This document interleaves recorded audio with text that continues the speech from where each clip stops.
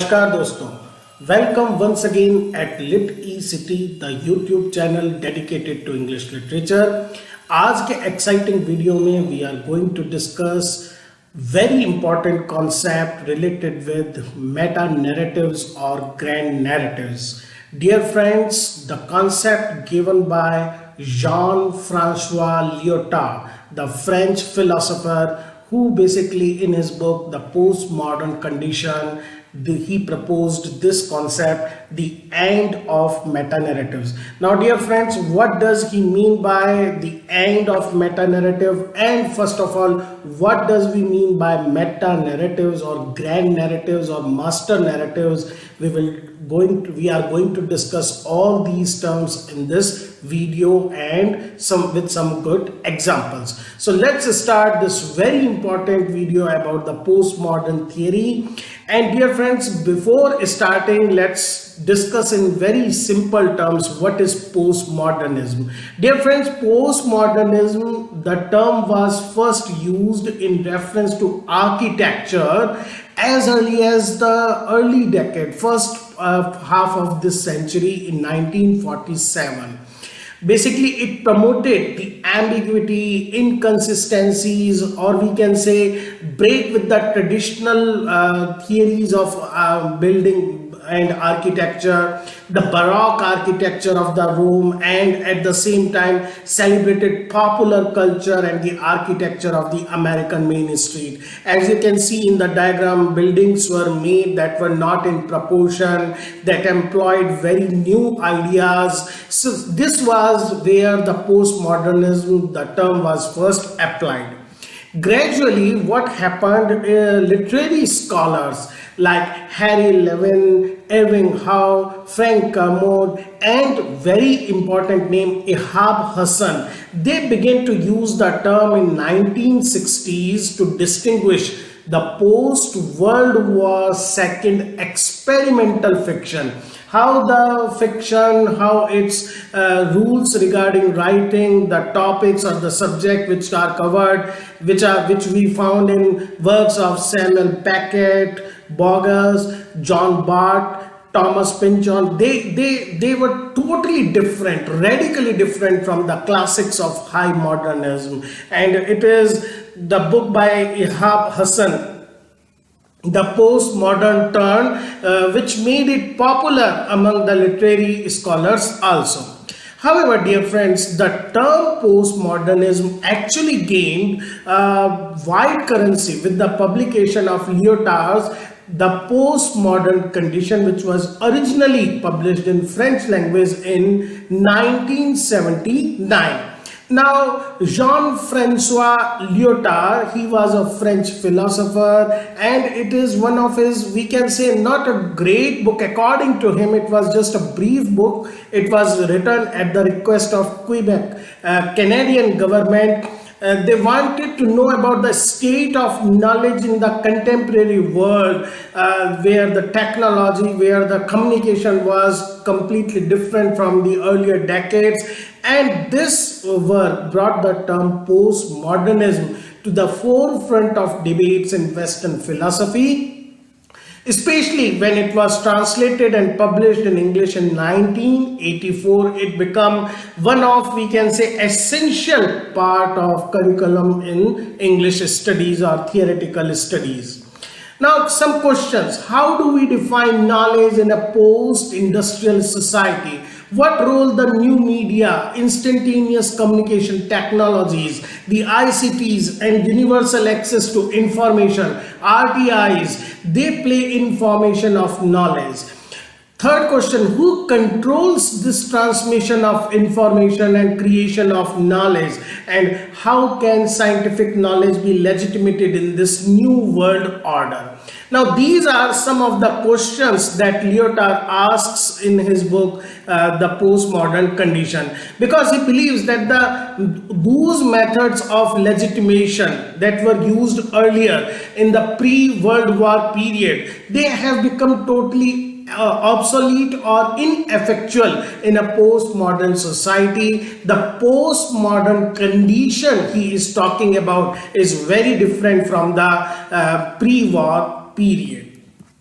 Now, the main argument, what the topic of our video is, the main argument that he proposed in the postmodern condition is very, very important, as he says, the rejection of meta narratives or grand narratives. Now, before that rejection, let's understand what he means by this term grand narrative, and he basically defines and explains why the grand narratives, they have lost their values in this postmodern society, in the present world, because knowledge is no more treated as a hallowed subject, as an objective territory. ऐसा नहीं है कि अब there is no questioning the source of knowledge, or we can say authenticity, legitimation of knowledge. This is a small diagram which tells you about grand narrative, how there are different narrative. One is biblical narrative of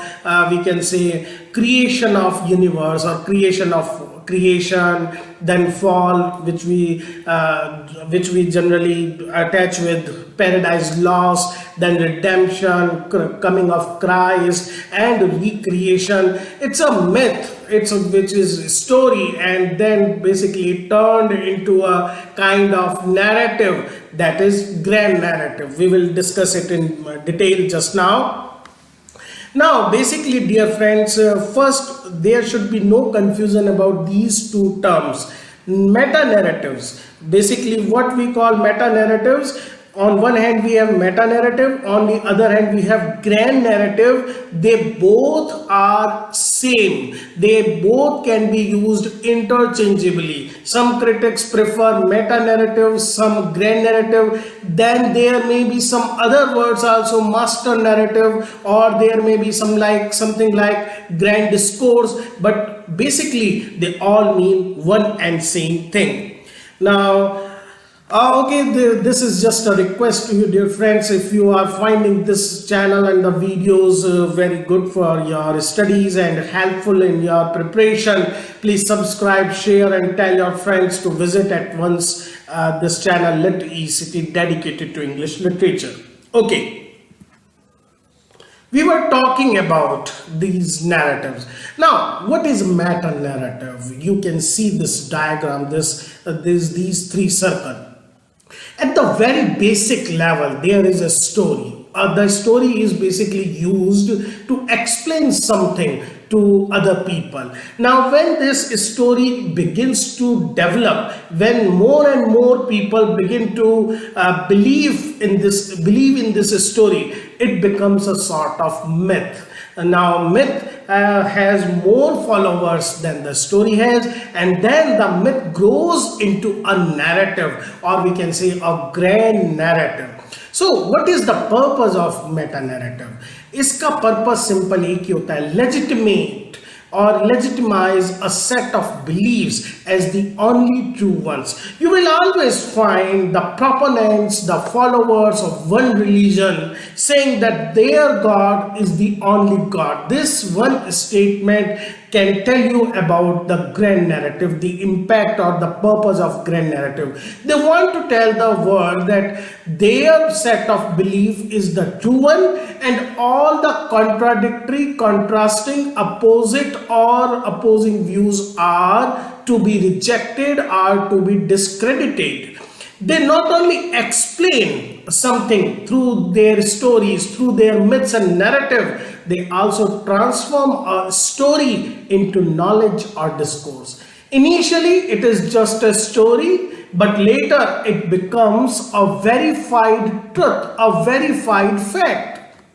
Now, a meta-narrative, so in simple words, is a universally accepted system of thought on which people base their belief, because they follow a particular meta-narrative, whether it is in religion, in politics, and we can say in all areas of life we follow. For example, culture, for example, democracy, for example, patriarchy, for example, you can say government jobs. There are so many meta-narratives.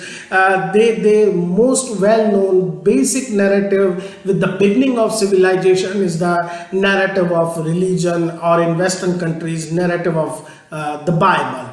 Other examples of meta-narratives include science. For example, science follows truth. Yeah, science is based on facts, not on assumptions. Art. Good art produces good citizens, or there are different mottos. Then modernism, this is basically modernism is about the progress of man, enlightenment. These are the terms which tell you what is good and what is worthy, as opposed to what is not so good. They make universal claims of knowledge and truth. A meta-narrative successfully suppresses. A meta-narrative becomes meta-narrative only after it suppresses any other alternative version of a given concept, and thus it governs, and this is how it governs the criteria of truth, right and logic. जो भी चीजें Meta narrative के according होती हैं, they are considered to be true, they are considered to be right and logical, and whatever not, they are either dark, superstitions, illogical. There are so many things which we feel, which we read, which we listen, which we saw in our daily lives. There are some examples, dear friends. आपको शायद और अच्छे से समझ में आए Meta narrative का concept. If we talk about history or culture, so basically you feel that history, you must have seen, read, history is divided into different periods, like there is pre-Renaissance period or medieval ages, dark ages, or then we have Renaissance is considered to be a period of creativity. This sort of classification, this sort of we can say making periods where one particular concept, rule, hegemony is given importance, and it is told that this is the golden period, ye swarnim yug hai, and those are the dark ages. What is this? This is a meta narrative which we generally follow. We talk about philosophy, all Western metaphysics. In fact, very interesting fact, let me tell you, the end of meta-narratives, there are critics of this, even this, and they call this end of meta-narratives is also another meta-narrative. So, Western metaphysics, right from beginning, we say from Plato, they have based the system of thought on this metaphysics, and all the other we can say philosophers of the world, they have tried to follow these steps. जो भी इस philosophy के against है, they are not considered to be right or philosophical. In religion, or it's a very ironical that I have put religion and Marxism in the same circle, but they have the same motto, that is delivering their followers from some entrapment. Whether it is religion जो आपको sin or redemption के concepts पे लेके जाता है, or whether it is Marxism which take you to the concept of capitalism, its exploitation, and heaven of socialism. If we talk about science, there is once again Western paradigms, logic, fact, truth, scene, experiment. These are enlightenment. These are the terms which we encounter when we talk about scientific discourse. उसके अंदर intuition, or we can say sixth sense, these are not considered, these are considered to be the heresy in science. And the last, related directly to our literature, for example, romance. In movies, there are genres like action movies, romantic movies. Then once again, there are criteria, there is hierarchy, which is considered to be a good book, how a book become a romance, or how a book become a thriller, or we can say a tragedy or comedy. There are a certain set of rules which one have to follow. For a long time, Aristotelian three unities, or we can say concept of tragedy, was followed throughout the Europe, and those who didn't follow it, they were not considered to be the serious writers. So I hope you now get the idea of what basically this grand narrative means. There is a very famous definition and very famous phrase, I must say, in the book, The Postmodern Condition, when he says, I will use the term modern to designate any science. Basically, let me tell you here that Lyotard, His focus was mainly on two things. One was science, another was Marxism and religion. So he says that I will use the term modern, or we can say before postmodern, designate any science that legitimates itself with reference to a meta discourse. Science needs some discourse, meta discourse, to prove that whatever the science has discovered is true, making an explicit appeal to some grand narrative such as dialectics of spirit, that is religion, emancipation of the rational, that is science, creation of wealth, that is Marxism. I define postmodern as incredulity towards meta-narratives. This is the most important phrase of this book. Incredulity. In this world, in the postmodern world, people know more, or we can say these meta-narratives are not taken as absolutes or beyond questioning. There is growing incredulity towards the final values, towards the absolute truths proposed by these meta-narratives. Grand narratives are met with incredulity. Why the growing incredulity? Stuart Sim, he says, they pose as impregnable theory. They cannot be questioned, that holds over time and whose authority must never be questioned. That is why in this world, when everything is basically opened to question, there is growing incredulity towards them. This incredulity towards the authoritative and arbitrary nature of grand narrative, it is the postmodern condition Lyotard talks about.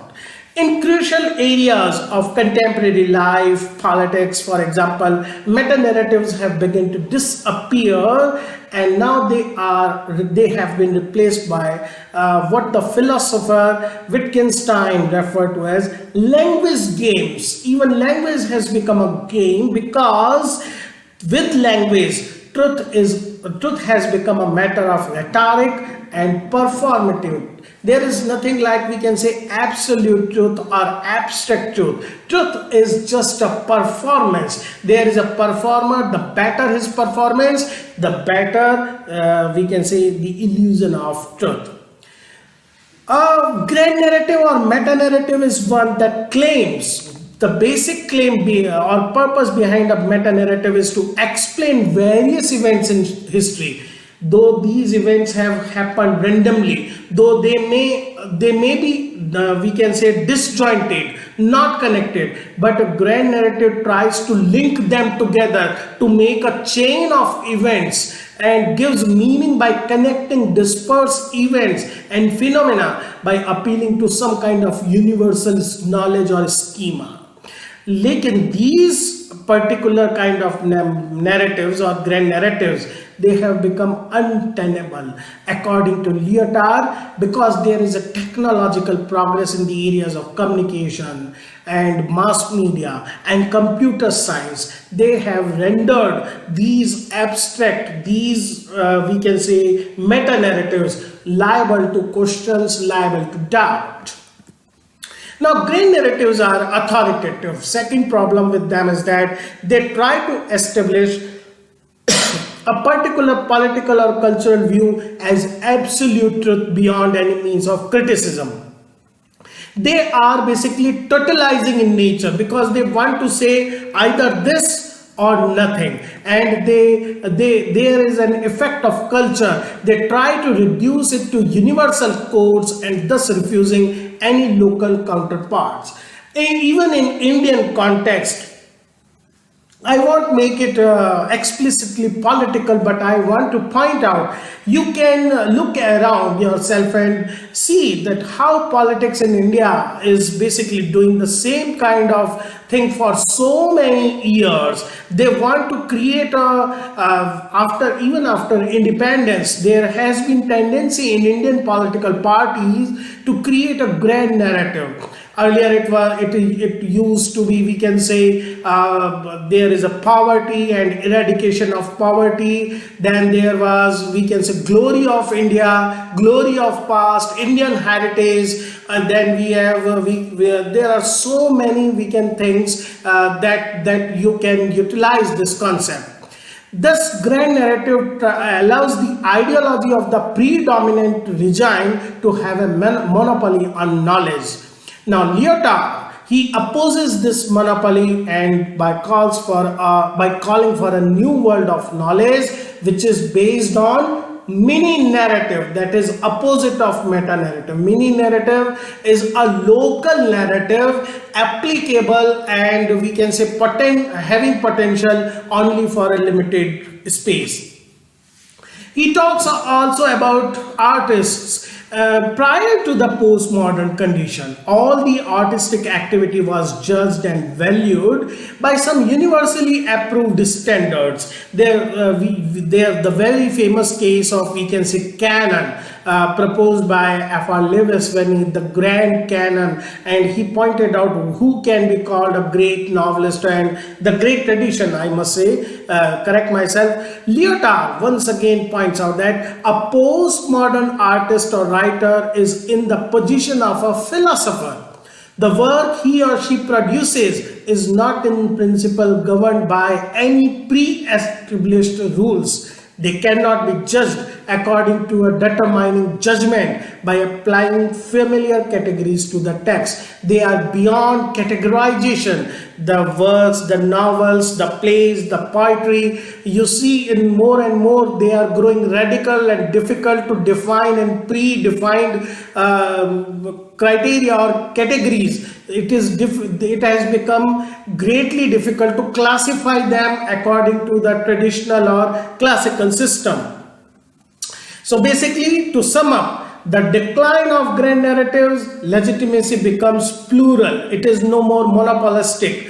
Lyotard proposes a postmodern world in which decisions are made on the basis of local conditions and are applicable only in that limited context, not on the universal basis. Individuals, they participate in a multitude of such localities, and lessons, beliefs and practices of one site, one locality, these are not transferable, these are not applicable to any other. Thus, Lyotard celebrates multiplicity of language games, Wittgenstein's, and offers ceaseless experimentation in all these games as the highest good. So this is what all about meta-narratives, incredulity towards meta-narratives. I hope, dear friends, you find this lesson a good one for your understanding of the topic. Please keep supporting like this forever. Thank you, dear friends.